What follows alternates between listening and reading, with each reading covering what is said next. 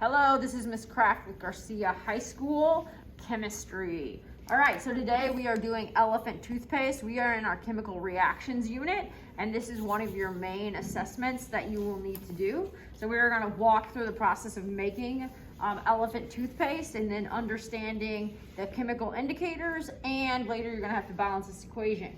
Okay, and know what type of chemical reactions it is. So the first step is, we already checked off all of our materials. We know that we have all them. So now I'm gonna measure out 20 milliliters of hydrogen peroxide. And then I have a couple of assistants here with me.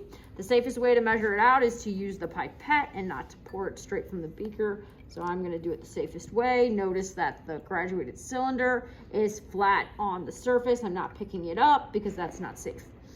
Okay, so we're gonna measure out 20 milliliters. This hydrogen peroxide is heavily corrosive, so that's why I have goggles on and I have gloves on.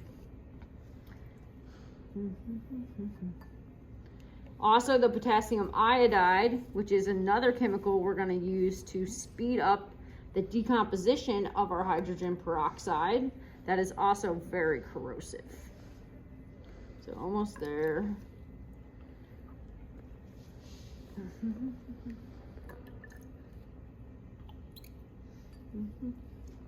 Gotta make sure I'm eye level. Got a couple more drops here. All right, and so now we have 20 milliliters of hydrogen peroxide. Check off that step. Pour 20 milliliters of hydrogen peroxide into small Erlenmeyer flask. This is your small Erlenmeyer flask. I'm gonna gently pour this into the Erlenmeyer flask. All right, check off that. Put the flask into the red bowl, which will catch the explosion. Okay, now we're putting the flask into the red bowl. All right, next, squirt 1 squirt of liquid soap into the Erlenmeyer flask. Thank you, assistant. All right, and we're just gonna do a little squirt. A little extra for fun. All right. Check that off. Swoosh around the hydrogen peroxide and soap in the Erlenmeyer flask.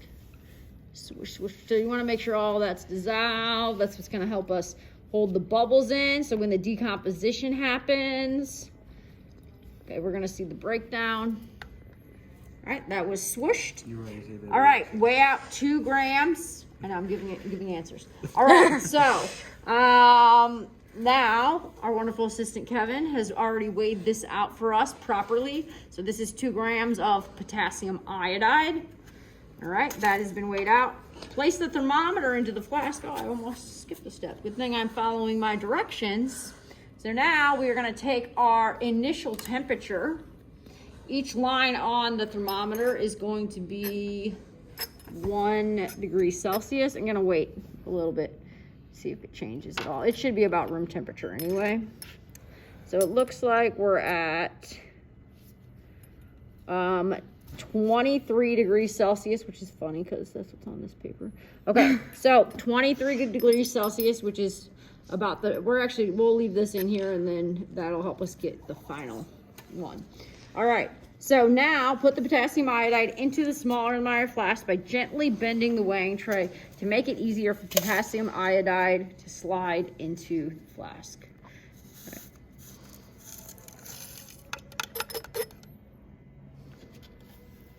All right, here it comes. There is the reaction.